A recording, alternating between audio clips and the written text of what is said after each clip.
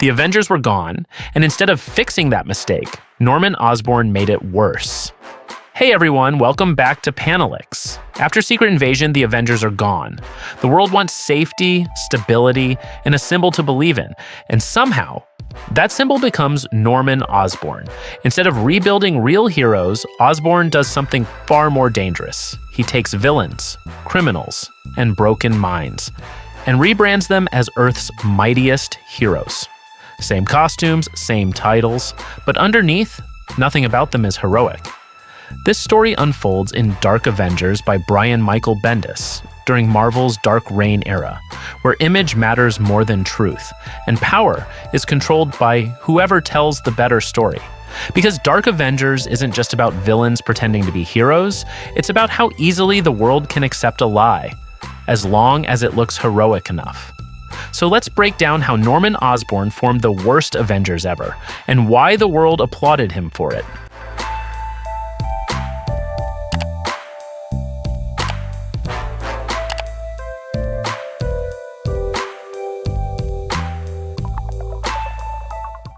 In the castle of Morgana Le Fay, 690 AD, Morgana Le Fay is in a room with a pentagram casting a spell in front of a giant cauldron to see what Doctor Doom, whom she calls a traitor, is doing in the future. Doom is seen in the cauldron meeting with Norman Osborn, Loki, Emma Frost, and Namor at Avengers Tower today. Someone wearing armor, like Iron Man with a star symbol on his chest, was seen giving a speech and introducing the Avengers as their protectors and soldiers to the crowd. "You're Avengers." And they cheered the person's speech. 1 week ago, Victoria Hand received a call from Norman Osborn to join him as his deputy director at H.A.M.M.E.R after S.H.I.E.L.D. was disbanded. When Victoria asks what H.A.M.M.E.R stands for, Osborn only gives a detailed list of her duties, saying only that it is an organization to maintain world peace, and that Osborn plans to form new Avengers under the organization. Osborn gives Victoria Hand a list of all superheroes, agents, supervillains, secret agents, and those loyal to Stark, Captain America, and Nick Fury to prepare his own army that will use the weapons he has designed. Victoria said that Osborn should be prepared because she has her own opinion about the actions of Tony Stark and Nick Fury. But Osborn gave Hand the freedom to talk about what was on her mind. Hearing this, Victoria smiles broadly and asks, "What about Maria Hill?"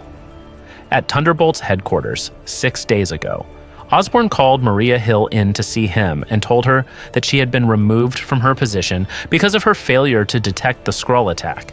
Hill recognized her failure, but she cursed that Osborn would fall and fail, and when that happened, she would laugh at him. Osborn then called Bullseye and said he did well against the Skrulls, and Bullseye just said it was just a warm-up for him. Osborn also commented that Bullseye's medicine worked well this time, so he could control himself well and be a hero. "You're a warrior." That's why Osborn wants to extend their cooperation, and will take Bullseye to the Avengers Tower in New York. Hearing this, Bullseye looks surprised. 5 days ago, in a building with a spider-like shape on it, Ms. Marvel, aka Carol Danvers, came to see Tony Stark, but it was Osborn who was there. Osborn said that he was the one running the Avengers now, and that she was the leader of the Avengers, but Danvers didn't believe it because it was Stark's house. Osborn says that Stark rebuilt the tower after the Hulk attack with money from S.H.I.E.L.D. So if Tony quit the Avengers, Osborn is the one to replace him. Hearing this, Danvers decides to quit the Avengers, but Osborn says he has the right to appoint Danvers as leader of the Avengers since Danvers is in the military. Danvers got angry and still said, "I resign from the Avengers." Hearing this, Osborn said that she would be arrested. Danvers said that no one would want to be a member of his Avengers, but Ares and Sentry came out to support Osborn. Ares felt that Osborn was strong and could defeat their enemies, while Sentry felt that he had been helped by Osborn. Seeing this, Danvers simply said, "You're making a big mistake," and flew away. Sentry asks if he should go after her, but Osborn says there's no need. Osborn said, "Meanwhile, there's more Miss Marvels where that came from." On Thunderbolt Mountain, Osborn tossed a costume to Moonstone, who was meditating on the mountain, and asked her to put it on and follow him to New York. When she saw it, it turned out to be Miss Marvel's costume. Moonstone asked why can't she just be Moonstone, but Osborn said that Moonstone's place was on the mountain. And Miss Marvel was in the New York penthouse. Moonstone then asked if she was still the leader, but Osborn had already left the place. At a place where a Skrull was thrown into a room by several soldiers, in the room was a voice telling the Skrull to turn into Spider-Man so he could stay alive. The Skrull turned into Spider-Man, and the voice revealed its form, which was a giant Venom. Venom ate him. Osborn then ordered the guard to open the door to the room and told Venom that since Venom had behaved well during the invasion, he wanted to give him a drug that would make his form even better. Venom suspected it was poison, but took it anyway, and his giant body turned into a normal human-sized body and he looked like Spider-Man in black. He said, "You know what, Normie? I take back everything I ever said about you." Well, almost everything. 4 days ago in New Orleans, at a pizza parlor, Daken Akihiro arrived to fulfill a job order, but found Osborn, Ares, and Victoria there. Daken asked how they knew he was there, and Osborn replied that it was his duty to know of the existence of dangerous mutants like him. Daken then asks if they summoned him there, to which Osborn replies, "Yes." Hearing this, Daken asks, "So there's no work for me?" Osborn looks at Ares and Victoria and teases Daken that he defeated his father, Wolverine, but still asks if there's a job for him. Daken seems to hold back his anger and replies that's his problem with his father. They then look at Daken stunned, and Daken then drops his bag and asks what's so funny, to which Ares replies, "Just can't imagine a woman who'd let that ferret climb on top of..." But Daken cuts him off and says it's his mother. He looks even more angry until he pulls out his claws. Immediately, Osborn calmly says that he has a full-time job for Daken. Daken then asks what job, and Osborn replies, "Well, take your dad for starters." In the Cube maximum security prison 3 days earlier. Osborn meets Noh-Varr and asks him why he is in there if he is a war hero. Apparently, Noh-Varr came from another dimension to go to war with Earth. But when Earth was threatened by Skrull attacks, Noh-Varr helped them defeat the Skrulls, so Osborn offered Noh-Varr to become Captain Marvel and help him save the world. Soon, Osborn and Victoria have gathered at Avengers Tower with Osborn's version of the Avengers. They and Osborn say something is missing from their team. They chat while looking at the large photo of the original Avengers in the room. Victoria thinks they need people to clean and cook, while Ares argues that they need symbols like Captain America and Iron Man. But according to Norman, they will be hard to find. But before they can finish talking, Victoria reminds Osborn that the person who promised to meet him has arrived. It turns out that person is the Ghost, a creature that hates Stark because he hates the government, and Stark is a representation of the government itself. The Ghost has the power to enter any place, even if it has an alarm or a code, and Osborn needs the Ghost's ability to open a room belonging to Stark, which is now his. When asked what he would get, Osborn said that he had plans for him, but not as an Avenger. "I have big plans for you." The Ghost finally agreed and entered the room while the others waited for the door to open. Not long after, the door of the room opened and inside were many Iron Man armors with different versions, and also the War Machine armor was seen. This morning in Latveria. The Thunderbolt squad boarded a helicopter to land in Latveria along with Dr. Doom, but when they contacted the Latverian base to get permission to land, no one answered their call. It turned out there were no people in Latveria at all. But in the distance, a woman stood alone and soon she attacked Doom. Doom also released his powers to defend against the attack. The woman is none other than Morgana Le Fay, a witch from the past. In Avengers Tower now. A man in armor resembling Iron Man introduces the new Avengers to the public. He introduced Noh-Varr as Captain Marvel, Sentry, Moonstone as Ms. Marvel, Ares, Daken as Wolverine, Bullseye as Hawkeye, and Venom as the Amazing Spider-Man. But of course, he didn't mention who they were. The man in the armor also introduced himself as the Iron Patriot, who will lead the new Avengers in the fight against evil. Then he took off his mask, and it turned out to be Norman Osborn, and he approved of the Avengers. 37 years ago in Latveria. In the gypsy camp, a boy was sleeping in his room when Morgana Le Fay approached him and said that the boy named Doom had stolen the black magic she had learned all her life, and that she would kill him tonight. But then the woman changed her mind, because if she killed him now, Doom would not know who had killed him, and would not know that he had betrayed Morgana Le Fay and broken her heart. Then Morgana Le Fay left, and when the young Victor Von Doom awoke from his sleep, no one was there. Now, Osborn is in a hangar, standing over his soldiers, making a speech that S.H.I.E.L.D. no longer exists, and now the soldiers gathered are those who are loyal to the Thunderbolts. Hydra and S.H.I.E.L.D., they will become the first generation of H.A.M.M.E.R, and they have a duty to maintain world peace. They will be part of history and become Osborn's soldiers. Upon hearing this, the H.A.M.M.E.R soldiers cheered along with Osborn, who said, "Long live H.A.M.M.E.R," at Doom Castle in Latveria. "Morgana," Doom said, realizing it was Morgana who had attacked him. Morgana said that Doom had offered himself in exchange for Morgana's black magic, but Doom had betrayed her trust and stolen from her, and now Doom would die for what he had done. "You will die for this." Hearing this, Doom told Morgana to look around and said that he had lost his kingdom, but Morgana didn't care and said, "No, now you have." Morgana launched an attack on Doom, which Doom held back with difficulty and said, "I will not tolerate this." Morgana then cast a spell and brought the monsters of darkness to bring Doom to her. "Vastunata Gulanina too! Bring him here!" But Doom managed to hold him back by casting another spell, Previsata Nuta Milisanuti. The Thunderbolts, who had arrived in Latveria with Doom, reported the incident and gave their coordinates. "We are under attack." At Avengers Tower, Osborn and his new Avengers celebrate their success while watching a replay of their introduction to the people. Osborn warns his team not to speak to the media again after this, but Ares refuses, "I do as I please," to which Osborn replies that then Ares should speak to the media, but Ares refuses.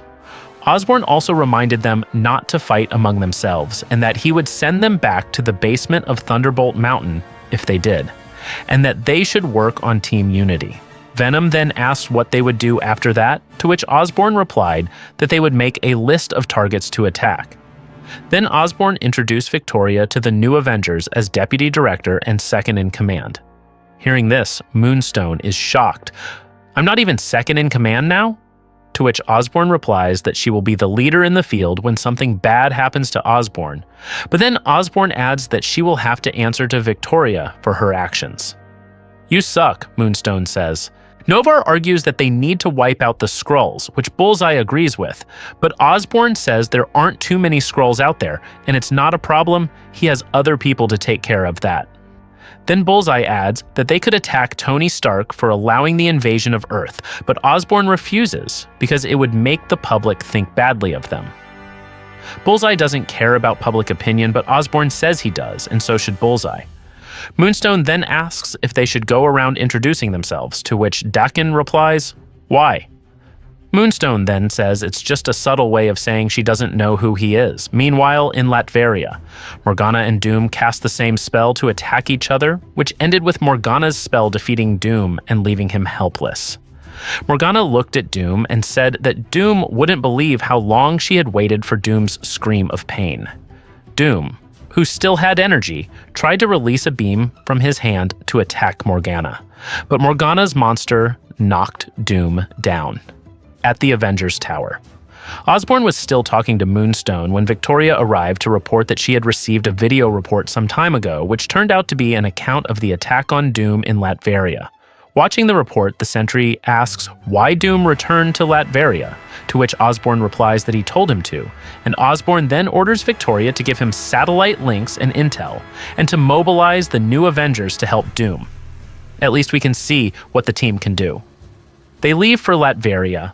On Latveria, a helpless Doom was about to be stabbed by Morgana, but the Avengers had already arrived. Morgana then stopped trying to stab Doom and mobilized her monsters to attack Osborn, who was then countered with attacks from both hands. Meanwhile, on the plane, Ares realizes that the woman who attacked Osborn was Morgana, a witch from another time. Shortly thereafter, their plane was suddenly attacked by a monster until it exploded. Then Osborn warned Morgana to leave or surrender, but she ignored him. Osborn then gave Sentry permission to attack Morgana, and immediately, Sentry moved very quickly and ripped Morgana's head from her body. Seeing Sentry's action, the other Avengers praised him and then tried to see if Doom was still alive. Bullseye asked if Doom was okay, and Moonstone also asked if it was really Doom, to which Osborn replied that it was indeed Doom. Moonstone says that Doom is still breathing, and Bullseye adds that he might still be in a coma, while Ares is curious as to why Morgana went to the present to punish Doom. Moonstone, hearing this, also wonders why Morgana would travel through time to do so. Ares adds that Morgana is from the time of Arthur Pendragon. Osborn contacts Victoria to ask for a cleanup and evacuation team to be sent. When the Sentry suddenly looks down in pain, his body explodes, and Morgana comes back to life. It turns out that because Morgana is from another time, she can still come back alive, and she even threatens to go back to their time as babies and finish them off. Ares then came forward and introduced himself as the god of war and son of Zeus, and told her to leave the place. "I am Ares, god of war, son of Zeus. I demand that you leave this place." But Morgana just said that it seemed like Zeus didn't care if he lived or died. Then she said an incantation, "Pavati Mulanduso," and Venom suddenly returned to his giant form and bit Ares. Morgana also used her magic to attack Osborn, and when the new Avengers saw this, they flew away to avoid it. In Avengers Tower a few days ago, Norman Osborn entered the room where Sentry, aka Bob Reynolds, was sitting on the floor waiting for the woman sleeping on the bed next to him. Osborn said they were neighbors, and he came to introduce himself. Osborn then asked if it was his wife, and Bob replied that it was his wife Lindy and she was sleeping. Osborn then said that Bob was in Tony Stark's file and that he was afraid of him. Hearing this, Bob agreed and said that Tony was afraid of him because he had a mental illness. Osborn then said that he also had a condition like Bob and said that he used to be the Green Goblin. That was me, the original. But now, he has improved and can control himself so well that he can get Tony Stark's position, own this building, and run the Avengers. He said Bob could control himself too if he chose to, but Bob said Osborn didn't know how he felt. Osborn replied that he too had heard voices whispering for him to do things he knew were wrong and would hurt the people he loved, but now he could control himself. Now I'm in control, me. Hearing this, Bob began to doubt and asked if there was any information in his file about the voice in his head. To which Osborn replied that there was indeed information about the voice in his head, which Bob called the Void. Bob then told him that the Void was inside him and knew everything he did. If Bob did something good, the Void would do something bad to balance things out. If Bob saved a planet, the Void would sink the boat. If I saved the world, it would endanger it. Bob couldn't even tell if it was Bob talking to Osborn or the Void. Osborn then said that the Void didn't exist. There was only Bob, and whatever was causing Bob's problem was probably the Sentry's power being too great for him to control. Osborn then asked if the Void existed before he became the Sentry, to which Bob replied no. Osborn said that it was a chemical reaction, but he couldn't see it because it seemed too real. But Osborn wanted to show that Bob could control it now, just as Osborn could control the demon inside him, so could Bob. Osborn says that he is not afraid of Bob, but proud of him, that Bob's struggle is an inspiration to him. Bob suddenly said that the Void had come, and Osborn told him to repeat his line, "There is no Void," but Bob wouldn't say it. Then Osborn asked where the Void was, since he couldn't see it, and even when Osborn insulted him, he still didn't appear. Osborn then told Bob again to follow his line and say that the Void did not exist, which Bob finally managed to say. Osborn said that the Void did not exist as long as he was saying it. Osborn then invited Bob to do what Tony Stark, Nick Fury, and Captain America could not do by becoming the Avengers. But now, Osborn told Bob to shave, shower, and eat first to feel more like a human being again. Hearing this, Bob cried with relief. Osborn reminded Bob to make a list of things to do every day, such as talking to others, enjoying his life and his feelings, so that empty feelings could be defeated, and Osborn would fight with him. "I'll help you, Bob," every day. Bob said that no one had ever said anything like that to him, and Osborn replied that it was because he could understand Bob. Osborn then called Victoria to order a hamburger, and they left the room without approaching Lindy on the bed, and that was the beginning of why the Sentry wanted to join Osborn. Meanwhile, at Morgana Le Fay Castle, 690 AD, it turns out that what happened earlier was witnessed by Morgana Le Fay, who asked to be shown the secrets of her enemies and how to defeat them. From the cauldron were seen the secrets of the other members of the new Avengers, be it Osborn, Bullseye, Moonstone, Venom, and Daken. Morgana, seeing this, said that Victor's protectors were nothing more than madmen, thieves, murderers, and dissidents living with the god of war. Morgana said it was her fault for letting them defeat her, but then she got the idea to go to their past and destroy them. But the little monster on her shoulder made a sound as if it was responding to her idea, and Morgana reversed her intention because her life was too intertwined with them, and much would be lost if she did so. Finally, she decided to face them again in battle until she could win from them. The monster on Morgana's shoulder made another sound, and Morgana said, "I will try not to die." And so Morgana Le Fay reappeared in Latveria, now in Doom Castle in Latveria. Daken is seen fighting the monsters with his claws while Osborn uses his hand attacks to attack Morgana's monsters and control the crazed giant Venom. Noh-Varr, Moonstone, Ares, and Bullseye were also busy defeating the monsters in front of them. Osborn reported the current situation in Latveria to H.A.M.M.E.R headquarters, saying that they were facing mystical creatures and that the Sentry was gone. Upon hearing this, the person at H.A.M.M.E.R headquarters said they would send backup, but Osborn forbade it. "Do not send backup. I repeat, do not send backup." Meanwhile, Moonstone, who is fighting the monster, says she needs help, but Osborn continues his fight, saying that if the Avengers, led by god Ares, cannot stop this creature alone, then humans with their weapons will be nothing.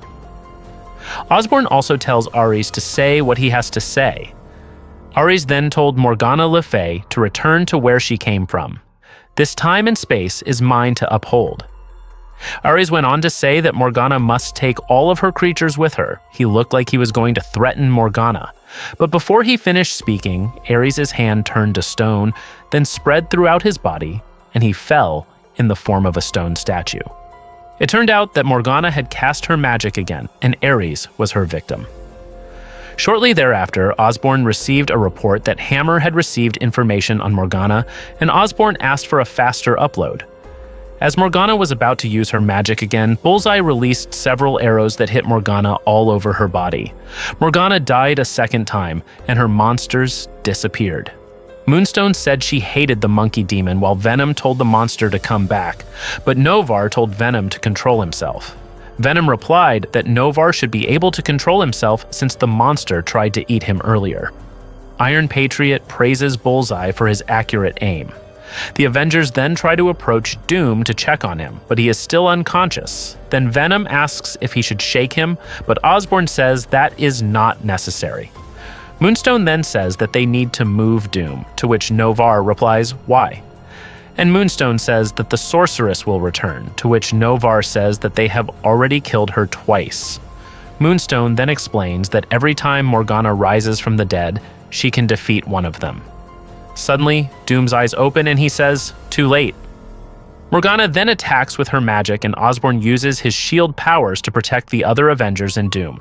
Behind Osborn, Venom, still affected by Morgana's magic, suddenly tried to bite Bullseye, but luckily, Bullseye was able to dodge. Osborn tried to talk to Doom for help, but Doom told him to leave because it was not his war, but Osborn persisted.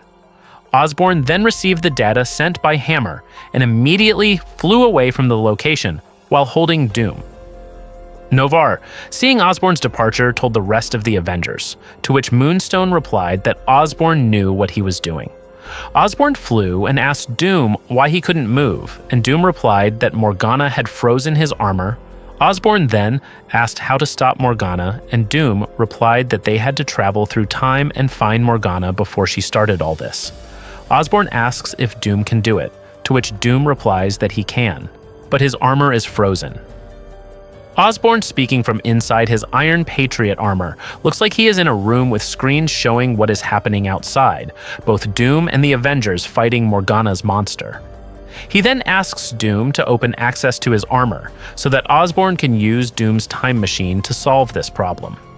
But Doom wouldn't do it, and Osborn insisted, but suddenly, Morgana came with her monster to attack Osborn, who was still holding Doom, so Osborn had to dodge her attack. Eventually, Doom gave Osborn access to his armor, and Osborn opened Doom's time cube and activated it. The time cube opened in front of them, and Morgana, who was preparing to attack, now saw the time cube and knew what Doom was going to do. But all she could see was Osborn carrying Doom into the cube and screaming, "No!" At Morgana Le Fay Castle, 690 AD. Morgana casts a spell to reveal Doom's whereabouts, but when she looks at the shadow in the cauldron, she sees only her own shadow, and Osborn and Doom right behind her.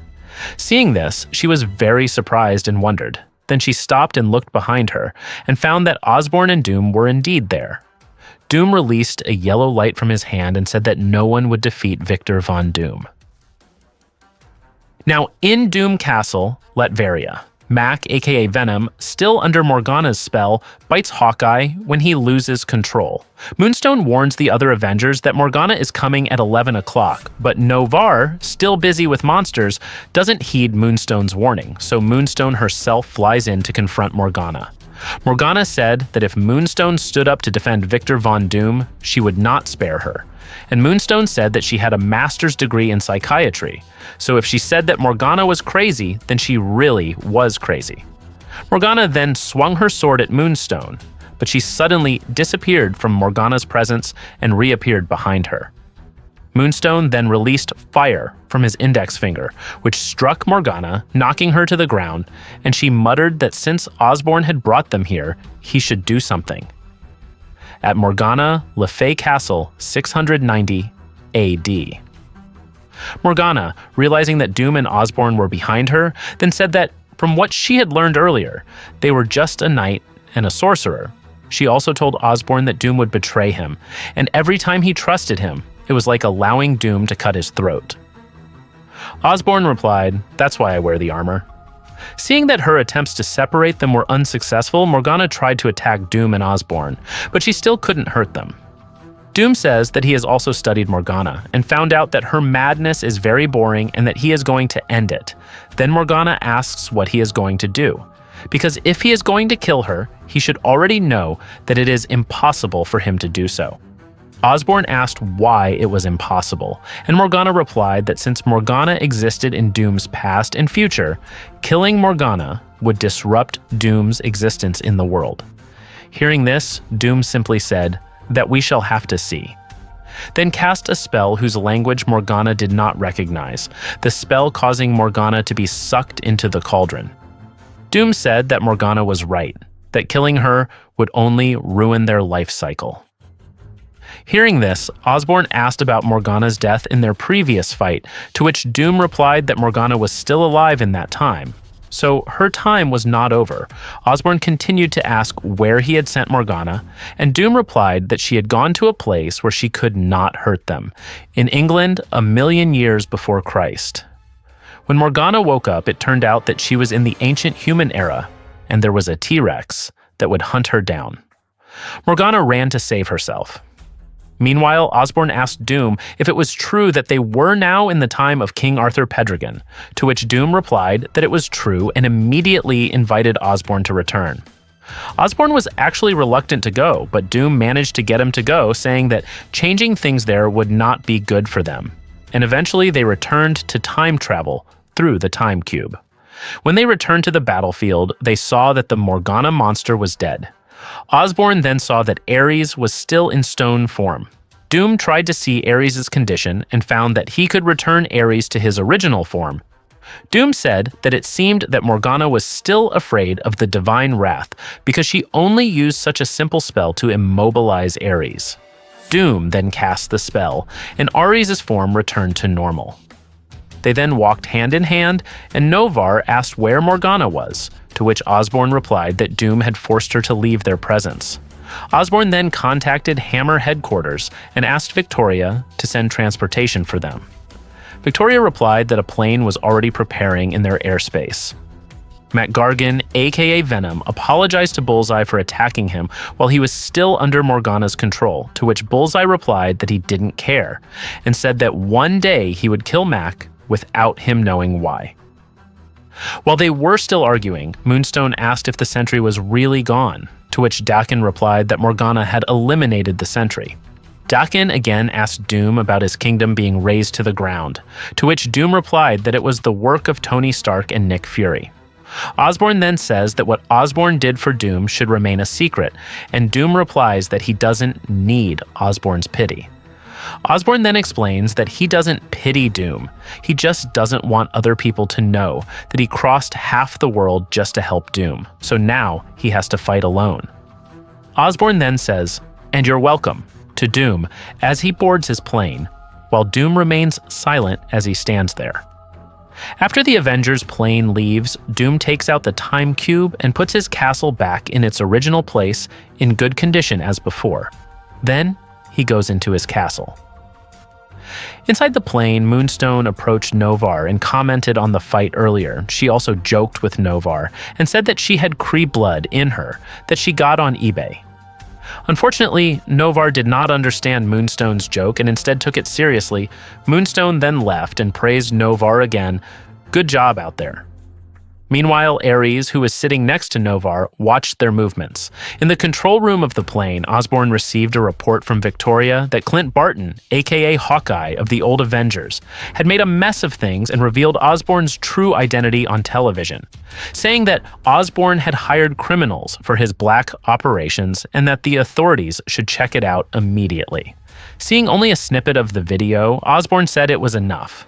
Victoria says there is more to it, but Osborn says it is enough, and asks if there is any media that wants to interview him. Apparently, he wants Victoria to set up an interview for him, where he can speak freely for tonight or as soon as possible. Victoria tries to stop Osborn, saying that he needs to rest right now, because if he says anything, it will be used as justification for Barton's accusations. But Osborn says that he needs to talk, because Barton said on a national TV station that he is a murderer. Suddenly, Bullseye appears behind Osborn and confirms that he is indeed a psychopathic killer, but you are a psychotic murderer. Hearing this, Osborn gets angry and tells him to sit down. Suddenly, they felt a blinding light from the front of the Avengers tower, and in front of them appeared Sentry, coming back from the dead. The Avengers were shocked to see Sentry's presence there. Daken asked what exactly Sentry was, and Bullseye even asked if one day his mental illness would return, and if anyone would be able to kill him. Meanwhile, Sentry just hovers in front of them, looking at Osborn, who is on the plane. Osborn, who is also looking at Sentry, can only remain silent and stunned as he looks at Sentry. Sometime later, Norman Osborn finally gave an interview to a television station. A woman who was hosting the interview asked Osborn how it felt to have the power in his hands, to which Osborn replied that it was a trust given to him and he had to be accountable every time. But that was what the people needed, a leader they could trust. Osborn commented on all the circumstances they were living in, including the Civil War and the death of Captain America. It has to end. The woman continued with her question that what made some people feel there was something wrong with his position was that he was appointed to the position and not elected by the people. Osborn replied that he was appointed by the people in his office who were elected by the people. So I am the will of the people. Osborn added that the American people deserved better, and that was why he was appointed, and that in his short time in office, they would not have believed what a wonderful person they had met. 6 hours earlier at Avengers Tower, Osborn, aka Iron Patriot, left the plane and flew over to Sentry, aka Bob. He asked Bob about his condition, but Bob did not answer. He continued to ask if Bob could hear him, which Bob then answered that he could hear, but was confused on how to respond. Osborn said that they thought Bob was dead, to which Bob replied that he thought so too. Osborn then asked if he was talking to Bob, but Bob was just silent and looked at Osborn. Then Osborn continued his words and said that he wanted to talk to Bob, to which Bob replied, "I am Bob." Osborn tried to convince Bob that the void did not exist. Meanwhile, the Avengers continued to watch them from a distance. Osborn said that was why people were afraid of him, and if he wanted to go somewhere, he would take him. But Bob, aka Sentry, instead looked confused, and asked if he was dead and if this was heaven or hell. Eventually, Osborn concluded that Bob's strength seemed to be more than they thought, and they would have to examine him, but Bob would have to master himself first. Bob then muttered, "I died," to which Osborn replied that he did not die, and even if he did, he would die a hero in battle. Osborn then told Bob again that the void did not exist, to which Bob replied that he knew that. Osborn then told Bob to repeat his words and say, "There is no void." But Bob still didn't say it. Then he looked toward the Avengers Tower and saw Lindy there. Bob said Lindy's name, and Osborn told Bob to approach Lindy and relax there. Go relax and talk. Bullseye asks what's wrong with Bob, and Moonstone replies that she always asks the same question about Bullseye. In the studio, Osborn is asked about the allegations Clint Barton made against Osborn. In the video shown, Barton says that Osborn is the Green Goblin and has been in jail and in a mental hospital, that the media does not reveal this, and that even the Avengers recruited by Osborn are masked under the guise of being part of national security when they are criminals and fugitives. Barton added, "They're not Avengers, they're not heroes." Osborn admits that he is indeed the Green Goblin, and that this is no secret, and that what is happening now is an attempt to dig up the past. He used to be sick because of a chemical imbalance in his body, and back then, he was used by people and driven to violence. That's a fact written in the headlines. But what Barton doesn't know is that Osborn has sought help and has now recovered. But strangely, there are people disguising themselves as Green Goblins and causing havoc, and even Green Goblins are attacking Osborn and his loved ones. There was an episode of Nightline that talked about this. Osborn goes on to say that he is now a healthy man and that he has evidence including the signature of the Nobel Prize-winning doctor to back up his statement. After all, the President and the Joint Chiefs of Staff of America are unlikely to allow a madman to lead something important to history. 5 hours ago at Avengers Tower. Victoria told the Avengers to take their medicine, but there was an uproar because Gargan said that Bullseye had threatened to kill him. Apparently, Bullseye was feeling vengeful because Gargan had bitten him on the shoulder as a giant venom. Ares, trying to break them up, said that if they acted like babies, he would kick their ass.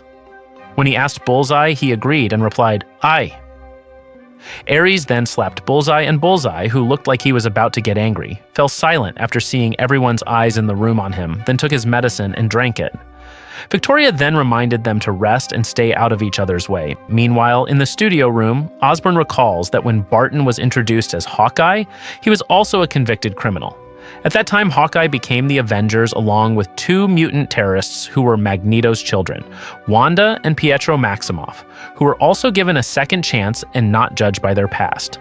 Plus, Barton was offered a position from the beginning, but he refused. The woman then asked why he refused, to which Osborn replied that Barton should answer her, and obviously, he doesn't think much of me. Osborn also said that by seeing Captain America die, Tony Stark fail, and what happened to Thor and his team, Barton could also be traumatized. To Osborn, what he saw in the previous video was like Barton asking him for help, and I would help him, absolutely. Osborn went on to say that Barton was given a second chance, and so was he. Just as everyone in the world gets a second chance, even in the worst of circumstances, Osborn always prays to God and hopes for the best for him. 3 hours ago in the Bronx. Ares came home and called his son Alexander, but could not find him in his room. Then he found a note in Alexander's bag. Seeing this, Ares' face looked angry. The woman questioning Osborn continued her question about the new Avengers members. Who are they? But Osborn refused to say. The woman then asked what if this became a problem, and Osborn replied that the public never cared who was in the Army and Navy. All they cared about was that they were protected, and the Avengers would protect them. The woman continued to ask about the allegations, but Osborn cut her off and said, "Those accusations are madness. What is more important is what the uniforms say, and they have the freedom to use them to protect that freedom. My Avengers have to live their lives too." In the Avengers Tower, Noh-Varr has just showered and is on his way to his room when he passes Moonstone's room, which suddenly opens. Moonstone then invites Noh-Varr into her room, and Bullseye watches all this from the corner of the hallway while brushing his teeth. Currently in Los Angeles. Many guests were waiting for the valet to deliver their cars, and a man and his girlfriend who were getting into their car were suddenly splashed with water, allegedly from the valet. The man was angry with the valet, but didn't understand what the man meant. Then suddenly, the three of them were splashed with the same water, and the man's car was shot with white light and exploded.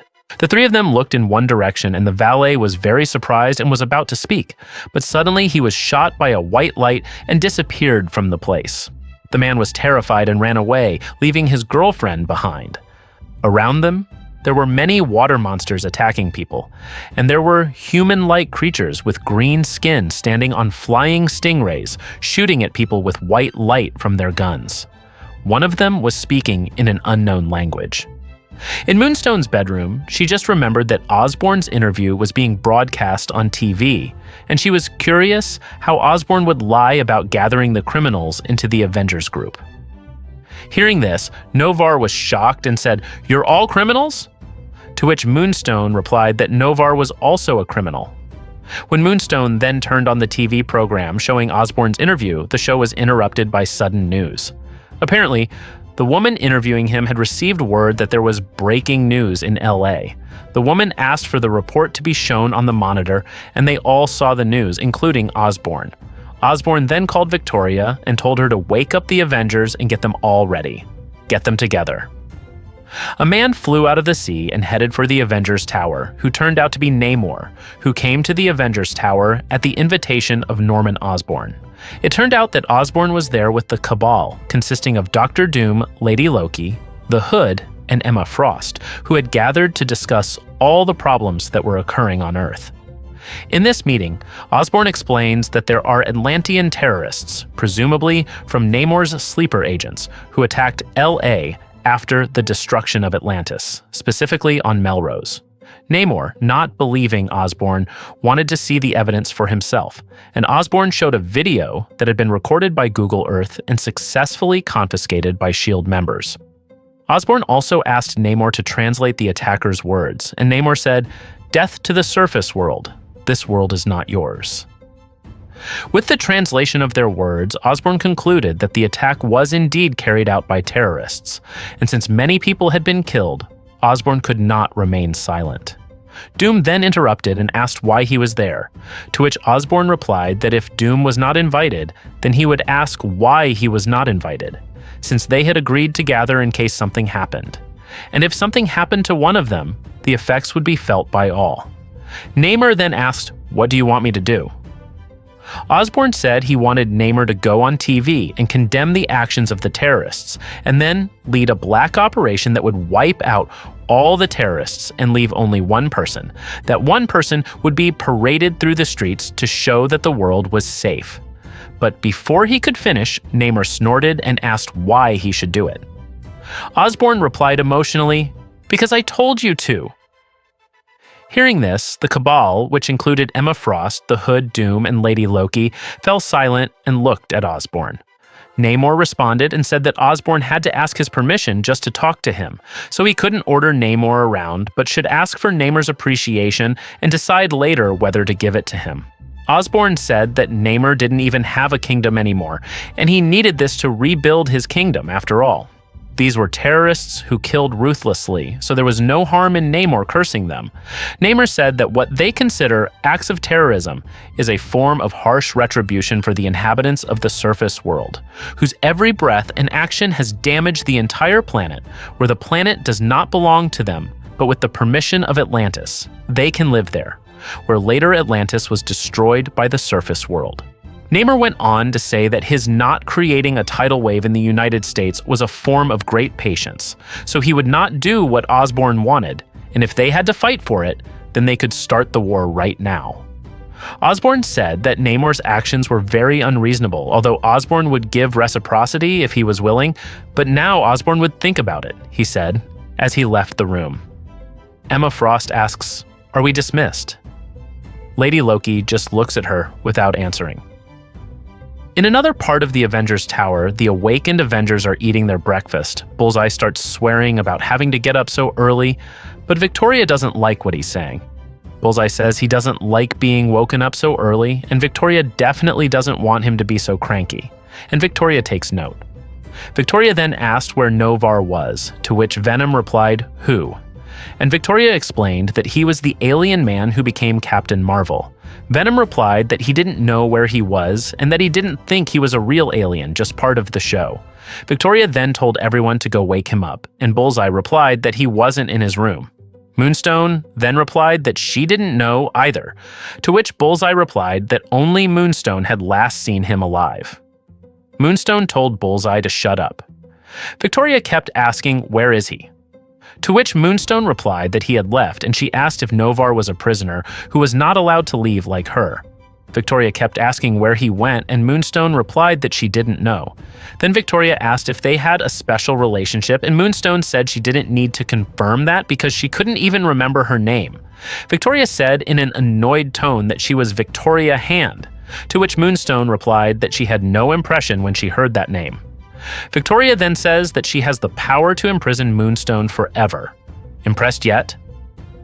Soon, Iron Patriot enters the room and asks if everyone is gathered, and Victoria explains that Ares is on his way here from the Bronx, and Osborn said that Ares should stay with them. He spoke while checking the attack video, but Victoria said that Ares refused and Victoria couldn't make him comply. Osborn then asks where Noh-Varr is, and Victoria replies, "AWOL, not here."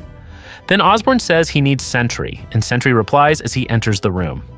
Osborn says he and Sentry are going to Los Angeles to root out Atlantean terrorists, and Daken says why would he wake them if he's going alone with Sentry, to which Osborn replies that they're going first and they'll catch up. Sentry says he can get there faster. Victoria then reminds him that Osborn hasn't slept since he took the lead, and he'll be ruined if he keeps this up. Victoria says that Osborn hired her to remind him, adding that Sentry should be able to go there himself and see if they need to send help. Finally, Osborn pauses and says, "Bob, go get them." And Bob flies out of the Avengers Tower. Moments earlier, in a separate location with the other Avengers, Osborn told Bob that he needed the Void to wipe out all the terrorists and leave only one. Hearing this, Bob paused and said, "You said there was no Void," as his eyes turned black. Osborn simply said to kill everyone and leave only one alive. Bob flew past the Hollywood sign to where the chaos had occurred, and there were still damaged and burning buildings. He then headed to the ocean where the rescue team was searching for victims both on the sea and from the air. Combing the place, he glided into the ocean. In the ocean, he looked around for something and finally found the place where the terrorists were, and went straight there and attacked the sea monster there. The shots from the Atlantean creatures there did not work on Bob's body, so Bob threw one of the sea monsters he had raised, and with his black eyes, his attention was directed at an Atlantean creature that was there. Shortly thereafter, the news broadcast. Sentry was seen emerging from the ocean, and the one prisoner he had captured was turned over to the authorities. The voice of the newscaster explained that Sentry had managed to get into the ocean where the Navy could not reach, and although the details of the battle were kept secret for the sake of national security. From the information released by H.A.M.M.E.R, the terrorists carried out suicide bombings after the confrontation with Sentry, and Sentry was only able to capture one person who is now a H.A.M.M.E.R prisoner and would be questioned about the attack they carried out and the next threat that would be directed at Earth. At Avengers Tower, the other Avengers and Osborn watch the newscast while Osborn talks to the president, explaining that Sentry is not the type to go on TV and wave at viewers, and that they are preparing a place to hold the terrorist and will provide an explanation for the information they get later. Meanwhile, the Atlantean prisoner is brought into the room where Venom is, and there is screaming and the sound of him being eaten by Venom. And then Venom says that the man tastes like sushi. Meanwhile, Ares has just arrived at the Avengers Tower, and when he wants to speak, Victoria tells him to shut up because Osborn is on the phone with the president. Osborn is seen telling the president that he will look into the mutant problem, but they need more funding. Osborn then calls Moonstone Pinhead and asked about Noh-Varr's departure, to which Moonstone replied that she didn't know where the alien had gone. Then Osborn asked what she had said to Noh-Varr, and Moonstone instead replied with the word that she was on his side, but Osborn just snapped at her. "Shut up!" Moonstone then fell silent, and Osborn left the place and went down to a room he had to use his hand scan to get into. There he suddenly collapses and starts talking to himself, saying that he is in control. Then it appears that Osborn is in the place where Tony Stark's armor is kept, and there's a voice in his head that's different than usual, saying that Norman can't lie to himself. "I'm here. I'm always here." In San Francisco Bay, Alcatraz Island, H.A.M.M.E.R's West Coast headquarters, Henry, also known as the Beast, who was being held there, complained that he felt bad and that something had happened to him, and Professor Xavier, who used his psychic powers to communicate with Henry, found that Henry had lost some of his nails. Professor Xavier thinks Henry should save his strength and not show his courage, which will only waste his energy. But Henry asks why he should listen to him, because the person who can enter his mind can claim to be anyone. Professor Xavier says if he can manipulate that, he should make Henry believe he's someone who can get them out of this prison. Outside the detention room, Norman Osborn and Dark Beast look at Henry's condition in the detention room, and Osborn says it looks bad. Dark Beast says that his Omega machine is being experimented on, and that every mutant reacts differently. But Osborn says that Dark Beast used to say that his machine would weaken mutants without hurting them, that he didn't need a device that would torture mutants and make them useless. Osborn says he doesn't need a cure, just a machine that gives him the results he wants. Dark Beast gets angry and says that with all the makeshift equipment around, this is already a miracle. But Osborn says, "Shut up." Osborn continues that he brought him here and gave him what he needed because he promised he would be able to create the device, so he had to give him what he wanted or Dark Beast would suffer the consequences later. In Osborn's suite, Osborn tells Sentry how crazy things are right now. Sentry comments, "This looks bad," while looking at the screens around Osborn's room showing a demo of Pro X and chaos everywhere. But Osborn tries to convince him that it just looks bad. But there will be a great victory behind it. They just have to believe in Emma Frost. At Union Square, chaos reigns as Osborn's dark X-Men battle mutants, who are considered rebellious and use their powers to damage the environment. Emma Frost, aka Black Queen, tells her opponent Julian Keller, aka Hellion, a telekinetic mutant, to get his people out of there. But Hellion doesn't like being ordered, "Don't tell us what to do." But eventually, Emma is able to defeat Hellion with her telepathic powers. Ty Johnson, aka Cloak, paralyzes Lorelei, who has the power of hair that can hold objects, and next to him, Tandy Bowen, aka Dagger, uses her dagger to fight Adam Naramani, aka Adam X, who has superpowers with a sword. Calvin Montgomery Rankin, also known as Mimic, uses his ability to mimic other mutants' attacks and release Snow to fight Ben Hamill, also known as Match, who has the power of fire. Weapon Omega is also sucking energy from Jeremy Muldoon, aka Meld, who is controlling metal with his power. Meanwhile, Daken, aka Wolverine, is fighting Dominikos Ioannis Petrakis, aka Avalanche, who is using his powers to create earthquakes. Daken looks too emotional and is about to claw Avalanche, but Emma turns into a diamond and stops him.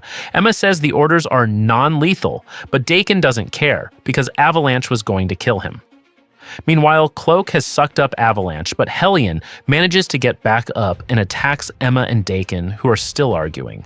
Namor, who was fighting Roberto da Costa, also known as Sunspot, said Imperius Rex, meaning I am the king, and Emma and Daken, freed from Hellion's attack, ran toward Hellion. Meanwhile, Dagger still can't defeat Adam X, and the Cloak helps her. All the mutants have been captured, leaving only Hellion. He says that they can attack him, but the whole world is watching. And Emma Frost, with all the dark X-Men behind her, replies that what the world is seeing is the X-Men fighting a gang of vandals who want to destroy the city park. At Alcatraz prison, Scott Summers, aka Cyclops, arrives and tells the soldiers he wants to see their leader, and Victoria greets him and says that Osborn will see him. When Osborn showed up, he said that Scott would have a hard time dealing with the mess with the mutants, but before he could finish, Scott said, "Surrender." Scott wanted Osborn's troops out of the area and told the public that the city was in good hands and he could find another mess to clean up, but not in his place. Osborn said, "Or what?" Since Scott seemed incapable of dealing with the chaos that was happening because there were too many mutants wreaking havoc everywhere, Osborn just wanted to help. And if Scott failed, he would lose all his influence. Scott just remained silent and flew away, saying, "I tried, Osborn." Osborn then tells Victoria that he will put dirt on Scott's grave and promises that Scott will die. In a room, Bullseye, Venom, Moonstone, and Ares gathered while watching a broadcast of Osborn's X-Men capturing mutants. Bullseye protested because he wanted to join the fight, but Moonstone said it was a mutant problem and Osborn was in control. Even when Bullseye asked for Venom's opinion, he told him to just obey Osborn. Bullseye still protested that Wolverine could go and join the X-Men team if he wanted to fight. Moonstone then said that it was Osborn's wish, and then burned the arrow that Bullseye was holding while saying, "Now sit down and shut up." Bullseye then asks if Ares agrees with him, to which Ares replies, "Yes." In another room, Osborn greets the Dark X-Men and Sentry notices the Avengers.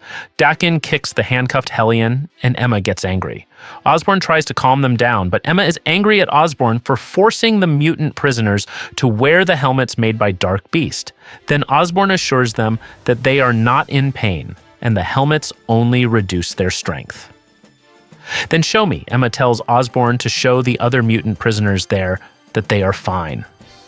Osborn then takes Emma to the mutant cell, but the mutants he left behind start a fight with the Avengers. Emma, seeing the prison cell with Osborn and Dark Beast, got an explanation from Osborn that all they were doing was weakening the mutants' powers, and the effect was almost like the flu, and even then they were trying to eliminate it. But Emma heard Professor Xavier's voice in her head saying that Osborn was lying. He told her to look at Henry, and she did. "Let me see McCoy."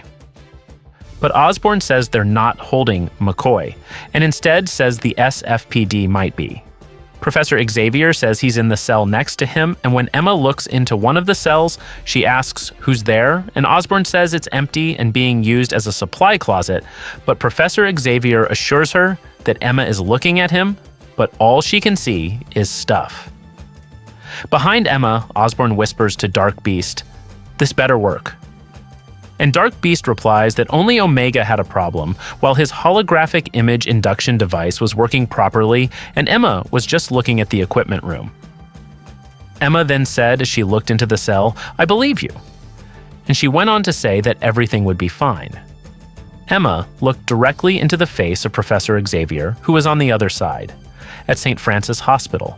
Simon Trask, who now leads humanity, stands on top of the hospital building and tells the people below that in 24 hours, Osborn will authorize his chosen mutants to enforce law and order. And Osborn says that they are good mutants. But Simon says that the good mutants are currently dead or dying, so he orders the humans to rise up and destroy everything. Along with the order, Simon's eyes glowed white, and the people below him had the same eyes. In Las Vegas, Nevada. Inferno Club. Danielle Moonstar met Nephidar Luinalata, and Nephidar asked if it was true that Moonstar had come to her to ask Hela, Queen of Hell, for help, knowing it would not be free, and if she could bear the burden. Moonstar replied that she had strong shoulders and needed a new ride home and a big old strong sword. San Francisco, California, St. Francis Hospital. Simon Trask, wearing iron armor, was cornered by the Dark X-Men and began quoting the Bible, saying that mutants were not pure and clean. For an abomination to Jehovah is the perverted, and with the upright is his secret counsel. As soon as he was arrested, a man reading the news outside the hospital announced the arrest. The Dark X-Men took care of all the chaos in the city from Simon's arrest on Tuesday, helping the police deal with the car accident on Wednesday, catching the mutant horde on Thursday, catching the vandals on Friday morning, and going to the event on Friday night. On TV, the mayor is seen answering questions about Osborn's Dark X-Men, and he comments that the Cyclops-led X-Men are just militia activists, contrary to what the mayor believes. Elsewhere, the X-Men who watched the show listened to Scott's opinion that he would not vote for the mayor. and his team asked what they would do now, to which Scott replied that they would stand by their original decision. He added that if Hank's science team reported anything, they should inform him. On Sunday, the Dark X-Men went to Alcatraz to be shown the workings of the Omega machine, where a mutant's powers were taken away. And in another device, Weapon Omega, also known as Michael Pointer, would receive powers from the mutant. Tandy aka Dagger, seeing the process, looked at Ty aka the Cloak and said, "Oh my god, this is torture." Then went on to say that they picked the wrong team, and Ty told Tandy to hold her words and talk about it later. Osborn then tells the Avengers to head back to the East Coast in the morning and leave the place to the Dark X-Men. Bullseye looks disapproving, but Osborn doesn't care. And I won't ask tomorrow morning. In Oakland Bay, the X-Men science team. In the underwater depths, Madison, Jeffries, and Psylocke install a device, and Psylocke asks if it will work. Madison assures her that according to his calculations, the machine will work fine. I mean, the plan. Psylocke denies, and Madison replies that he gets the point. They then return to their underwater ship where Kavita and Dr. Nemesis were waiting for them. Madison reports that the machine is ready for activation, and upon hearing this, Kavita wants to turn it on immediately. Dr. Nemesis said he could understand Kavita's desire as he injected a chemical into his own neck. They then turned on the machine and saw that machines 1 through 5 were on. Dr. Nemesis then contacted Grey Malkin. "Engines are running, we're ready." On Alcatraz, Dark Beast again placed another mutant in his machine to take his power and give it to the impatient Weapon Omega. "Please just shut up and flip the switch." Soon the machine was turned on and he received the power from the mutant, but after receiving additional power, he still felt unsatisfied and asked for more, so Dark Beast had to go to the holding cell to take another mutant. But while in the detention cell, he found that all the cells were open and the prisoners were not there. They are all gone. Meanwhile, Weapon Omega grew impatient and yelled angrily, "I need more juice, damn it!" Magic then suddenly appeared in front of Dark Beast, leading one of the prisoners who said she would bring the mutants right to him, where Logan, Laura Kinney, Domino, Archangel, and Warpath also appeared. Wolverine said he could choose the quiet way, but Wolverine said he hoped Dark Beast would choose the hard way, and Dark Beast yelled, "Omega!" Omega, hearing Dark Beast's scream, left the Omega machine and flew to the detention room with several H.A.M.M.E.R troops, telling the H.A.M.M.E.R troops to call down more troops. Meanwhile, Osborn and the Avengers head back to the East Coast, but Bullseye still says that the mutants will not be silenced, and suddenly, a H.A.M.M.E.R soldier reports that there is an incident in the mutant cell, and Bullseye says, "I told you so." But before they can move, the Dark X-Men run past them to deal with it, and Osborn tells the Avengers to calm down and give Frost's team a chance. And then it will be their turn. At Gay Malkin Industries, Marin County, California.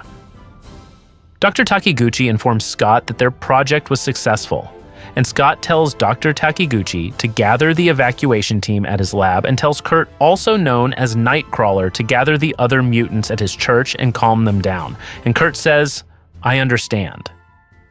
In a room with a communication screen, Madison is seen reporting that they are ready for action.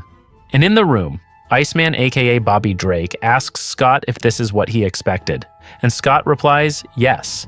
And later he can explain while saying they have to believe in the plan and each other so they will win. Then Scott gives his order, rise. Pixie, who was encouraging the mutants to run with her, suddenly stops and says that Cyclops' order came down, and she told Nightcrawler, boom boom, North Star, to go first before being followed by Magma and Colossus, to which Colossus replies, bye, while Magic will also follow after completing her mission, and Pixie will help with transportation until all the mutants are safe. Pixie then unleashes her power to teleport with Nightcrawler, Boom Boom, and North Star, saying, time to go home. On Alcatraz, Omega, who has arrived at the detention cell, then unleashes his powers to attack Logan aka Wolverine and his friends, and while dodging, Wolverine says that he and Warpath will attack Beast while the others stop Omega. Warpath attacks Beast with Wolverine, while Domino, Archangel, and Laura Kinney attack Omega. Beast says this is against science, and Wolverine just replies, so arrest me. Laura digs her claws into Omega's body along with Archangel, who attacks with his wings, but a voice from outside says, "Enough!" It turns out the Dark X-Men have arrived, led by Emma Frost. Domino said she wanted to meet them, and Daken said there was no media there, and they would die without anyone knowing. Wolverine, aka Logan, said he wasn't sure, but they could try, and Daken said he would die last after seeing all his friends die. But then Emma slammed Daken's head to the ground and said, "Shut up." Mimic, shocked by Emma's actions, said, "Emma, you!" Namor punched Mimic's head until he was unconscious while saying, "Silence." Logan smiled as he looked at Emma and said he never doubted Emma. And behind them, Magic came and said all the prisoners had been evacuated and it was time for them to leave. A confused Dagger said, "What the hell is going on?" And Emma explained to Dagger and Cloak that they had to decide which side they were on. Emma continues that she knows they are often hated, persecuted, and misunderstood, and she understands that they don't want to join anywhere, but they are all the same. Cloak asks what their plan is, and Emma replies that she doesn't have a plan, but Scott does. The rest of the Dark X-Men, Daken and Mimic, return to Osborn's room with Omega and Beast to report in, but Osborn says, "Shut up and watch this." We see on the screen that Utopia is rising to the surface of San Francisco Bay, and some media helicopters are broadcasting it saying, "It rose right out of the damn water." Osborn looks furious. In Utopia, Scott greets Emma and Emma introduces Namor to Scott, who praises Namor's actions during the fight. Scott also told the mutants that Emma, Namor, Dagger, and Cloak were on their side all along and would be explained later when the fight was over. Scott also asked them to trust him first and trust their plans before getting results. Behind Scott, Nightcrawler returned with two people, the anchor and the cameraman, and an X flag was flying in the background. Scott began the broadcast by saying that he did not agree with Osborn's treatment of the mutants. And since the people of the United States wanted them gone, they had done so. But they did not want to be hurt and just wanted to live in peace. But what happened after that was out of their hands. Osborn, who was watching the broadcast, simply commented, "Damn right it is." And Scott continued that whatever happened, the whole world was watching. Osborn just snorted and got ready to put on his Iron Patriot helmet and told the Avengers to bring Namor's head and Emma's heart and make sure they did it in front of Scott, to which Daken replied, "With pleasure." And Bullseye was ready with his bow and arrow. And that's where this story really leaves us. Norman Osborn didn't build the Dark Avengers in secret. He built them in public, right in front of everyone. Because this was never about creating heroes, it was about controlling the image of heroism. With the Dark Avengers officially accepted, the Marvel Universe enters the Dark Reign era, where villains don't need to hide anymore, and power belongs to whoever controls the narrative. If villains can wear the symbol and the world still cheers, then maybe the problem was never the villains. In the next video, we'll see how this lie starts to crack and how the Dark Avengers begin to destroy themselves from the inside. So make sure to watch the next one right here on Panelix.